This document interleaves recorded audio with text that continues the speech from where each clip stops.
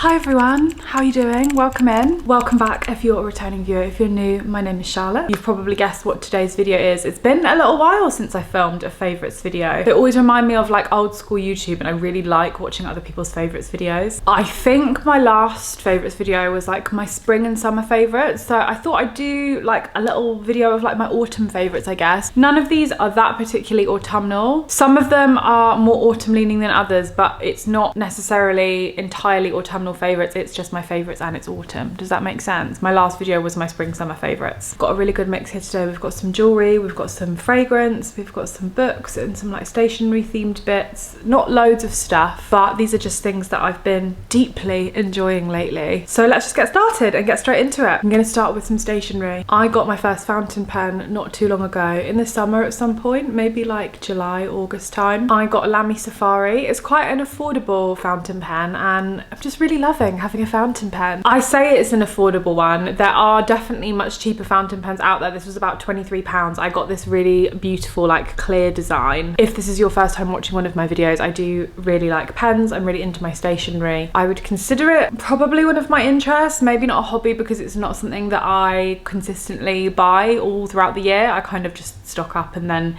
wait till everything runs out. I tend to buy refills for my pens. I try to be a little bit more sustainable from that angle. But I got my first fountain pen and I'm really enjoying it. I got Lamy Safari because I heard it's good for left-handers and I am left-handed.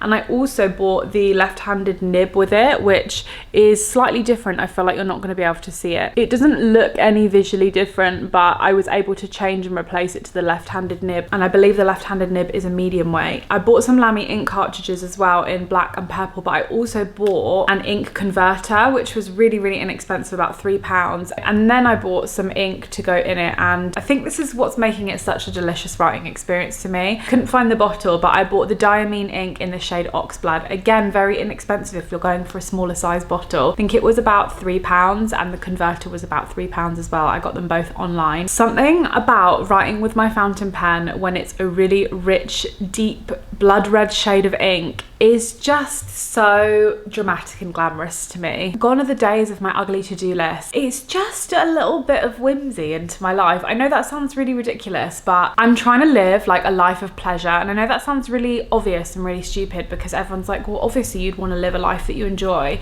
But I just generally try to make all of the smaller everyday things more intentional and more enjoyable. And I thought, I like writing so much. I have the funds to get myself a nice beginner fountain pen.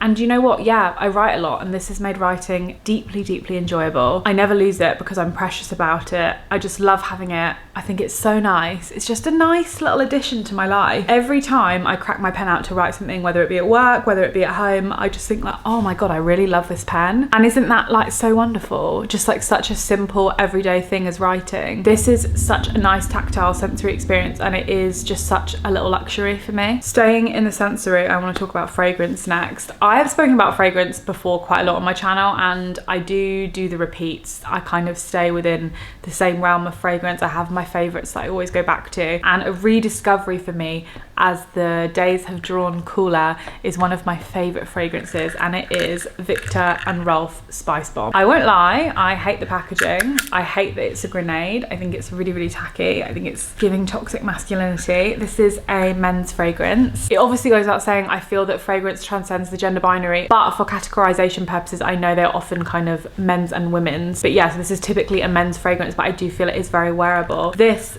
is so delicious. Spicy, sexy, cinnamony. I haven't tried the extreme or the intense version, but it's perfect for me for like really, really cold weather. It is very autumnal with its spiciness, but I do think it's probably a bit more winter leaning. I think this performs better in very, very cold weather. It's got some really beautiful like clove, cinnamon, crispy, spicy notes. I always get a compliment wearing this all the time, and I know that this is probably quite a popular one. I do think it's even better when men wear it. Doug wore this when I first met him and now we both literally wear the same fragrance, so I fell in love with him wearing this fragrance. So I think it has a lot of positive memory and like good feeling for me. I think this is such a sexy, spicy, like cloying scent. I will say it's very, very strong. It has a really good scent performance. It has a really good throw, so you can smell it for ages, and a good scent trail. But I will say this is, I think, a very strong and cloying fragrance. So if you are someone that prefers lighter perfume or fresher perfume, you probably might not like this. This has got what I like to call call the sneeze quality in it. Should I look up the official notes actually so I can tell you? I'm no perfume connoisseur, I just really like what I like. It calls it an intensely masculine scent, and it's got pink peppercorn, bergamot, grapefruit, top notes. Mid notes, we're looking at those warming spices, cinnamon, saffron, paprika, very warming spices, and then base notes, we've got leather, tobacco, and vetiver.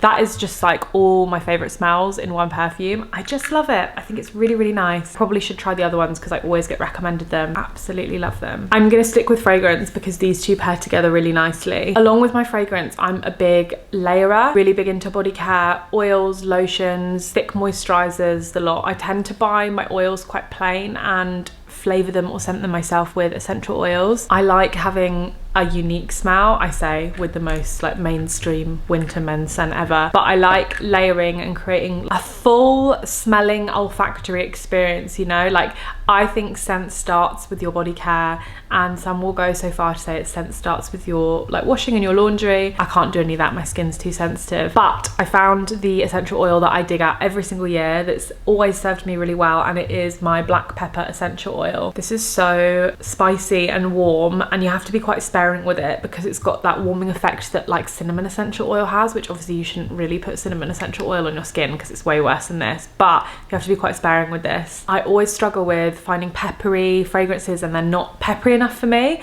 Zara men's used to do this one years and years ago that my colleague used to wear. It smelled so good and they discontinued it and I can never find it, and it is just straight black pepper smell. But I do put a couple of drops of this in my body oil, just in my hands, then body oil on top, put it all over. I just love it. It's just like a warm peppery hug. What's funny is I don't even like black pepper that much as a seasoning, but just something about the smell of this, it smells like, you know, when you take the top off a pepper mill and then you smell inside. I love it so much. I got this from Whole Foods shop, but you can find black pepper essential oil anywhere you shop online or any kind of like health or Whole Foods shop. I'm pretty sure places like Neal's Yard will sell it. It will be a little bit more expensive, but lots of places like that will sell it. You can obviously do the same thing with eucalyptus, with juniper, with mint. Peppermint in the summer is really nice if you want like a cooling effect. Patchouli if you prefer a more traditional like herby smell. I also have a sandalwood one, and black pepper and sandalwood's really nice, but I think the sandalwood's a little bit too sweet for me. Anyway, that's my fragrance combos. Let's talk about books because I have one book on my recent favorites and I feel like it's going to be pretty obvious what it is, but it is Alchemized by Sen Lin Yu. And when I tell you this is an absolute tome of a book, I've only just put the dust jacket back on because I only just finished reading it recently and I always take the dust jacket off, but look how beautiful it is on the inside. It is so big. This is coming in at just over 1,000 pages, and I haven't done a review on this yet because I'm filming this in October and the month hasn't ended, so this will be in my October reading wrap up. I'm not sure what will come first, the October reading wrap up or this, so you might want to go check when this is uploaded. What a reading experience. So for those of you that don't know, I will give you a brief synopsis. Our main character Helena Marino was once a very, very skilled and talented healer for a resistance movement in the war, but she has then since been captured as a prisoner of war. All her friends are dead, all her ex-colleagues are dead, everyone she knows has basically been taken and killed. The world she knows has been destroyed and she's been captured with all of her healing abilities suppressed. According to the resistance records, Helena was a healer that had little to do with the war involvement, but she has long periods of time of her memory just completely like obliterated and blacked out, and she has lots of memories that she can't access, which leads the enemies who have captured her to believe that she might have played a much more important part than they know and that she knows, and that this information locked away is deeply important and of significance. In order to uncover these memories, Helena is sent to live with the High Reeve, who is one of the war's most kind of crazy and evil and talented necromancers. He's very, very high up in the movement and in the New World, and she is trapped on his rundown and crumbling estate as he tries to access her memories. Both prisoner and captor have secrets of their own to unearth, and Helena is going to unearth them at whatever the cost. I'm smiling because I loved it so much. This book, this is technically my second time reading it. If you've not heard of this before, if you're not really like in the bookish space, this was originally a fan fiction that was written on Archive of Our Own, and I think, I might be wrong, but it was one of the most downloaded fan fictions ever on the website. It was originally Draco and Hermione fan fiction, and sometime last year the author Sen Lin Yu made the announcement that she was releasing it as a book, but obviously she has to basically rewrite it because Harry Potter is intellectual property of J.K. Rowling. I personally was really excited to see how her writing would flourish outside of that universe and away from that intellectual property. Also to see what my reading experience would be like as a reader without the framework of kind of a pre-existing world that is quite like deeply entrenched in my brain, because obviously I grew up reading a lot of those books. I had a very solid understanding of like the world and the lore and the universe. It's basically like decades of learning about that kind of world and then being put into a completely new world. This has just been like the perfect autumnal read for me. I was so invested, I was so compelled. I really needed something to immerse myself in as the days start to draw shorter, and I'm prone to a little bit of the winter sads, and I get quite antsy at this time of year because I feel like everything's closing in and it's like only a matter of time before the winter kind of like gets me. I get like an anticipatory nervousness about the state of my mental health in winter, and I know that sounds a bit bizarre, but it's quite annoying because I can't really allow myself to enjoy autumn as much as I should. And actually, considering that I indulge in a lot of typically autumnal activities, my favorite hobby is reading. I love getting cozy, I love staying in, I love baking, I love all the things that perfectly align myself with autumn. What I really needed was a good book to immerse myself in and to kind of like forget about my worries of an upcoming winter, because otherwise I'm kind of like predetermining what my winter's going to be like before I've even arrived there. And this was the perfect book. I just loved this for so many reasons. It is not an easy read, it's not a love story, it's a very challenging read about the realities of war and the effects that war has on both sides. So people who are perpetrators of the war, if that's even the right word, people who are kind of acting as weapons in the war. It speaks about like cyclical and generational trauma, and yeah, it's just a very compelling read. I love it so much. I cannot tell you what this book means to me. It is a very hard read at points, so just bear that in mind. There is quite a lot of violence in this book, sexual violence, graphic violence, bodily harm, death, etc. I had a really big book hangover after finishing this. I felt full of despair, but like kind of in the best way. I needed a big emotional shake, basically. Let's move away from books for a second and head towards makeup. So I bought the NARS Afterglow lip oil in August, and I bought it after a few too many drinks in the middle of the day, and I bought it on Pride, and I'd lost my lip gloss or left my lip gloss at home or something, so that's what motivated the purchase. I've always known that I love NARS lip products.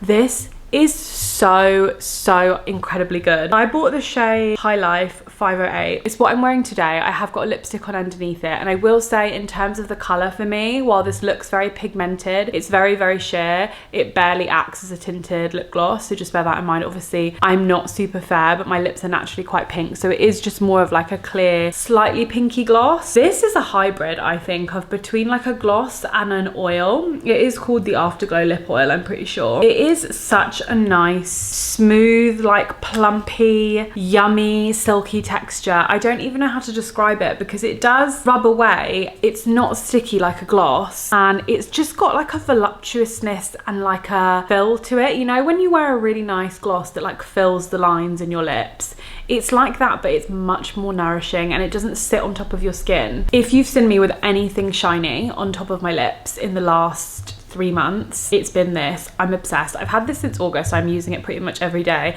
and I haven't run out of it yet. Obviously it is looking on the empty side. I will absolutely be rebuying this 100%. I love this so much. I went to go get it for today's video and I couldn't find it, and I thought I'd lost it, and I was absolutely seething. I don't even know how to describe it. I'm the biggest fan. I'm not surprised that I'm the biggest fan, to be honest, because I had the NARS Afterglow tinted lip balm, and I don't remember what shade I had. Let me look it up, but I absolutely loved it. I used that product for about 2 years, just back to back, in the shade Dolce Vita. Let me show you what the packaging looks like. And again, it was a very sheer, like tinty lip balm on me, but this looked so good with no other makeup. It was like my lips but better. So I would say that the NARS Afterglow lip balm, the tinted one, is probably like my summer and my spring shade, and then I tend to lean towards Clinique Black Honey in the winter with this over the top. Just absolutely stunning. Texturally, beautiful. Shade, lovely. I'm its biggest fan. I do have another lip gloss. This was very, very popular last year and I think it was a trend, but it wasn't a trend for me. I was so excited to dig it out. Maybe it was like 2 or 3 years ago actually. I dug this out of my makeup bag the second it started getting cooler, and it is the Fenty Beauty Gloss Bomb. I've got the shade Hot Chocolate and it is such a beautiful,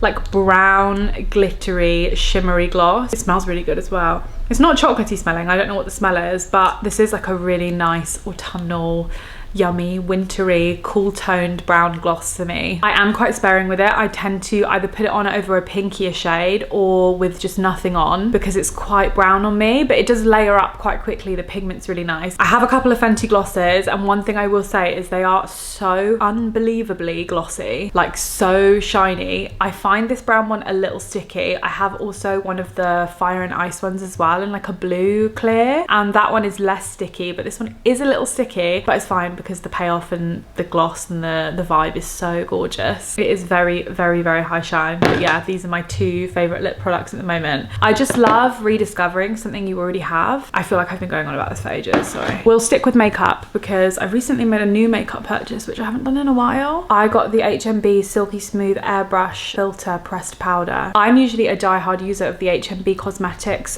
loose powder, you know, they're like translucent one. I've been using that for like 2 or 3 years now. I've never really liked loose powder that much. I always thought everyone was trying a different loose powder to me because of how much everyone loves it. And I recently went to rebuy it. I do actually really like the HMB loose one. It's very finely milled and it doesn't leave that like dimethicone, silicone feel. But I do think that loose powder always makes me look very creased. I have quite combination skin. I'm definitely very, very oily in some areas. I need the dry down, the matte down. But then around my eyes, I find powder tends to like settle and it's quite unforgiving. It makes me look a bit older when I powder around my eyes. And there's nothing wrong because everyone has fine lines around their eyes. I just find I'm never getting that like airbrushed look that everyone gets. But I also don't care enough to keep trying lots of different things. And anyway, my loose powder sold out. So I went to Boots, it wasn't there. I really needed a powder. I'm too oily at the moment. And I'm very, very nervous about trying a pressed powder. And here's for why. I think I grew up in an era of pressed powder equaling cakey. And I'm thinking of a lot of powder foundations, so I've always been very nervous about it. My shade changes too much for me to get one. So I looked at the HMB pressed powders. The translucent one was sold out and I thought, oh god, I would have much preferred the translucent one. So I shade matched myself. I just did the swatches along my jaw. I'm a light medium, which surprised me because I thought it'd be a bit darker, but I remember the colour payoff in these kinds of things often is a little bit more pigmented than I was expecting. Oh my god, I love this so much more. When they're saying airbrush, this really makes me look airbrushed, especially like under my eyes, and it is that flawless filter, silky smooth airbrush filter. God, it's so good. The shade match for me is very, very excellent as well. It's quite affordable. I'm just so happy I got this and I wish I had got it sooner. Just makes me look so good and it really doesn't make you look like you're wearing a lot of powder. I think the issue I have is when I am doing my makeup, I go for quite hydrating, minimal makeup, creamy products. Obviously not today, I'm wearing quite a lot of makeup, but day to day. So I tend to only set with powder like my T-zone and under my eyes. But I find with loose powder, the difference is too stark, the areas I don't set. But I think because this provides a little bit of colour, it just beautifully like blends. It doesn't look like you have a line where your powder stops. And I like it because it's buildable. It doesn't feel cakey. It doesn't feel like you've got so much powder on. And I think what I'm going to do is after this, I'm going into town. I wanted to get a slightly lighter shade for a brightening shade under my eyes. This is a perfect shade match, but I just think for those days I want a little bit more dimension under my face. I just want one shade lighter. I'm tempted with the pink, but the pink looks really pink and I've never tried pink powder, so maybe I'll just skip that. I'll probably just go one shade lighter, but anyway, I love her. On to another recent purchase. I recently bought some shoes. Now, if you follow me on TikTok, you'll know which shoes these are. Let me show you first and then I'll explain the backstory. I recently bought the New Balance loafers in all black suede. I managed to get them secondhand. I managed to get them for a really good price. I do understand and know that these shoes won't be for everyone, so if you don't like them, that's so fine, just don't tell me, I don't care. I love them. I saw these when we visited Japan in April. Do you know, it was so soon into our trip. I hadn't really like allotted money to buy them. I knew I was gonna leave with some shoes, but I was prioritizing getting a bag and I hadn't bought my bag yet, so I was like, oh,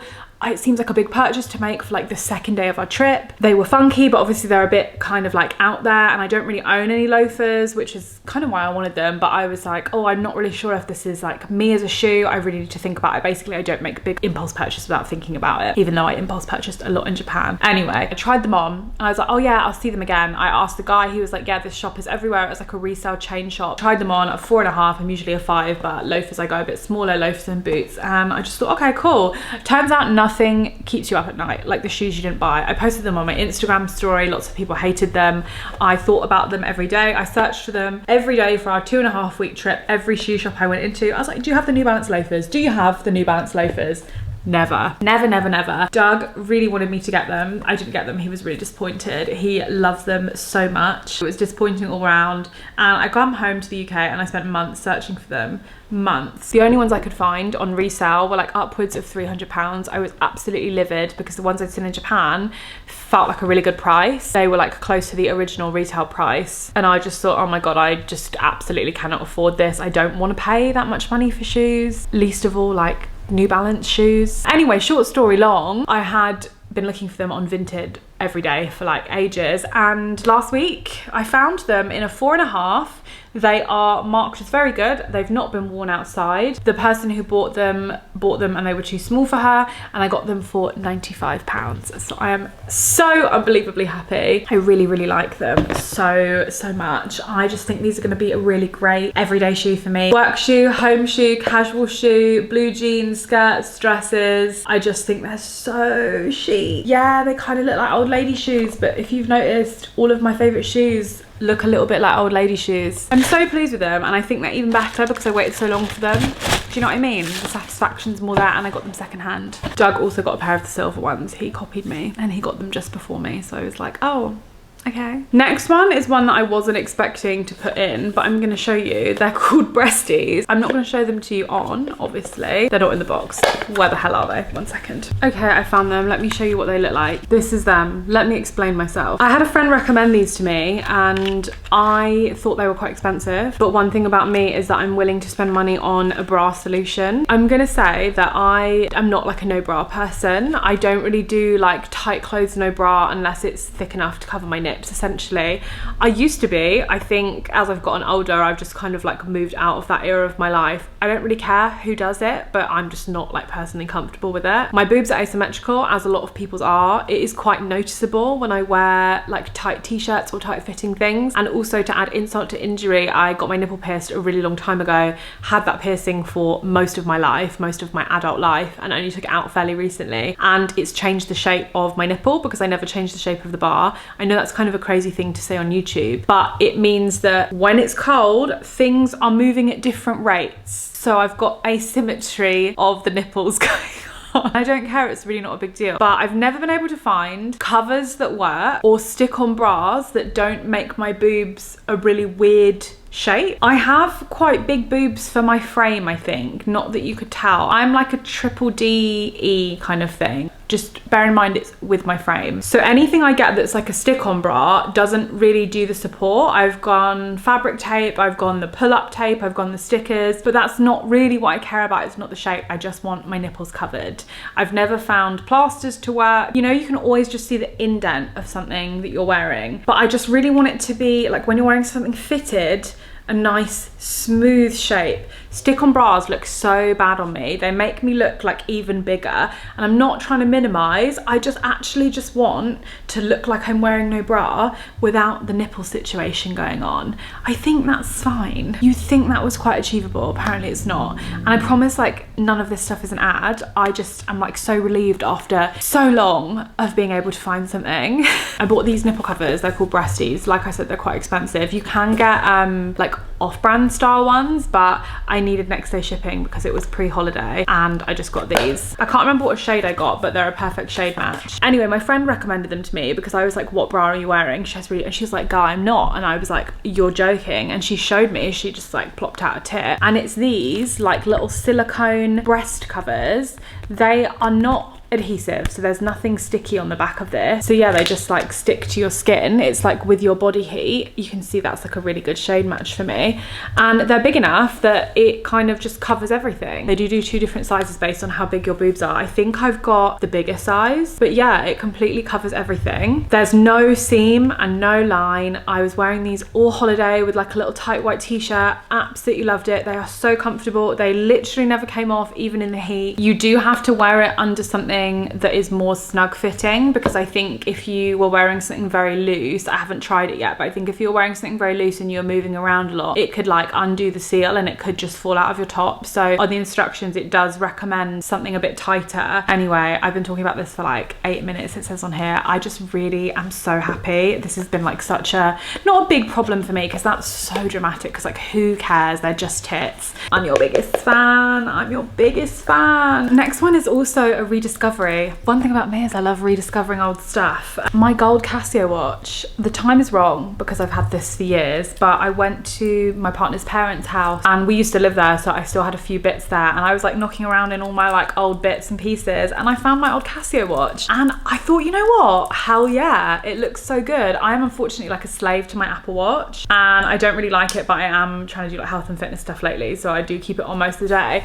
But I just thought this looks so nice, and it's got the little green light. And some little bit of lore about me is my first ever boyfriend when I was like 14 used to wear Casio watches, the plastic ones, and you could get them in all sorts of colors, like pink, teal, turquoise, blue, green, purple, yellow, orange. I basically was never not seen without a colored Casio watch because they're waterproof, they're great, they have an alarm in them. And I had a silver one, and I think Doug's got a silver one, and I eventually got a gold one, and this was back when they were still really cheap. I think this was like £25. I got it from like Urban Outfitters or something, and I never took this off. I slept with this on. This lived on my wrist. I got an Apple Watch, and obviously just that, all that changed, but I just thought it looks so nice. And in a world where everything is digitalized and people are getting Oura rings, I really want an Oura ring. And Apple Watches, I think Apple Watches are so fucking ugly, even when you change the strap, to be honest. I used to have a Milanese strap on my Apple Watch and it broke. I'm just wearing the black tacky rubber one, but I just think there's something about it that's so charming. And I do have other watches, but I don't have any digital watches anymore that are just like this one. So